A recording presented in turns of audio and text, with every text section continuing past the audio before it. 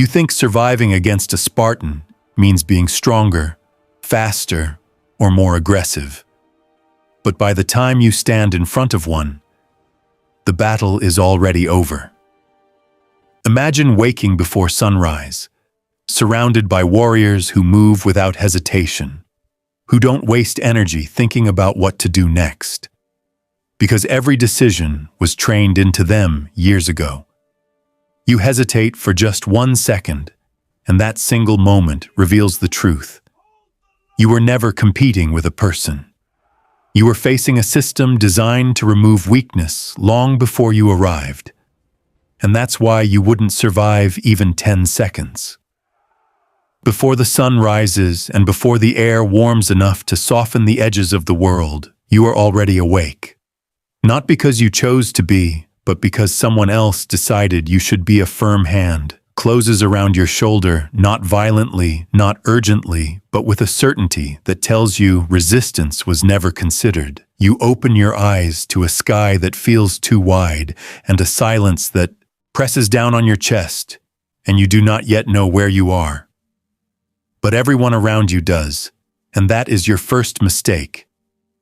You sit up slowly and see figures already moving with purpose, adjusting straps, tying cloth, checking equipment with movements so practiced they look effortless. There is no rushing, no confusion, no wasted motion. And you realize with a chill that you are the only one who looks lost.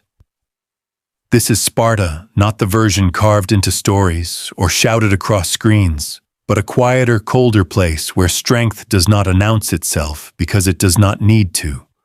You try to stand, and your body feels heavy, not from injury, but from expectation, from the unspoken pressure in the air that tells you weakness is not punished. It is simply ignored. A boy barely older than 16 glances at you with an expression that is neither cruel nor kind, just measuring. And he does not ask if you are ready, because readiness here is assumed or irrelevant. You follow the others to a wide stretch of earth scattered with stones and wooden posts, where shields rest in careful rows, and spears lie arranged with almost ceremonial precision. No one explains anything. You are meant to learn by watching pairs move together in mirrored steps, smooth, controlled, precise. And you quickly understand, this is not about aggression, but efficiency.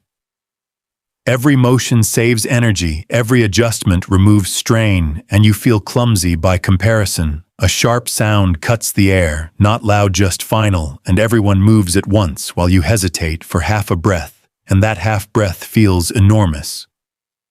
A trainer passes close enough that you feel him without seeing him, and he says calmly, "You move when others move, not as a command, but as a truth." The first trial begins with running. Not a wild sprint, but a relentless, measured pace where bodies move together like parts of a single shape.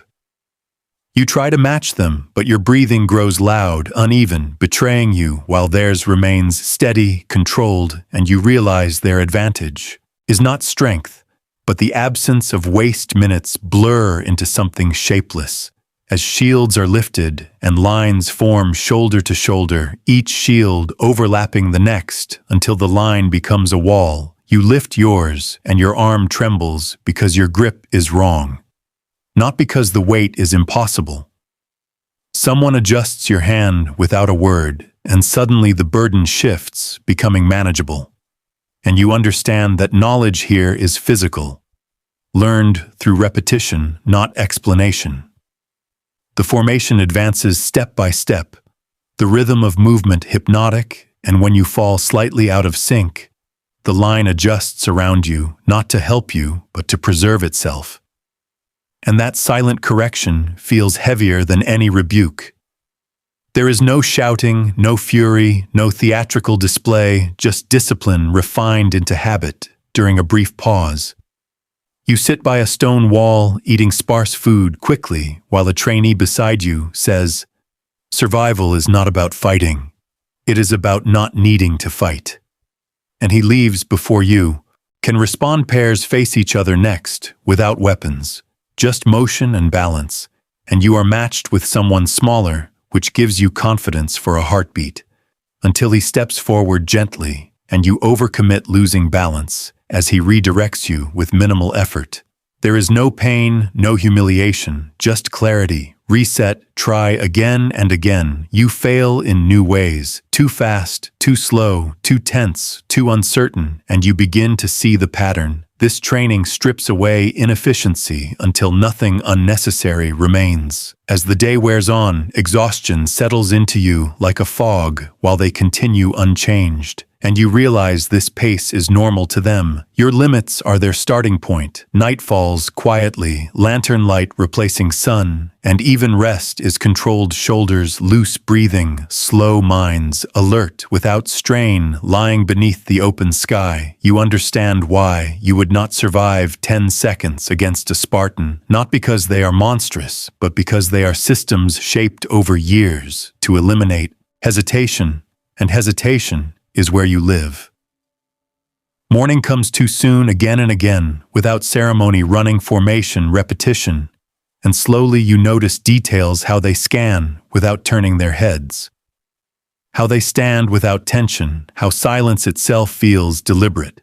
A trainer places a simple object on the ground and says, "You are not here to win, you are here to remain," and the meaning settles slowly, because this is not about heroic moments, but endurance through countless ordinary ones. During drills, you finally move in rhythm with the line for a few seconds, and fear loosens its grip, not because you are stronger, but because you stopped resisting the flow. They are not invincible individuals, but parts of a machine, and alone you cannot match a machine. Days blend together, and you realize their power comes from removing choices. There is no debate about effort, no negotiation with comfort. The decision was made long ago, so energy is never spent on doubt. One evening by a small fire, someone asks, "What is hardest for you?" And you expect to say strength or stamina, but instead, you admit knowing what to do without being told. And he nods, saying, "That is why most fail." The final trial arrives quietly, a long march across uneven ground. No rushing, no stopping, just continuous motion.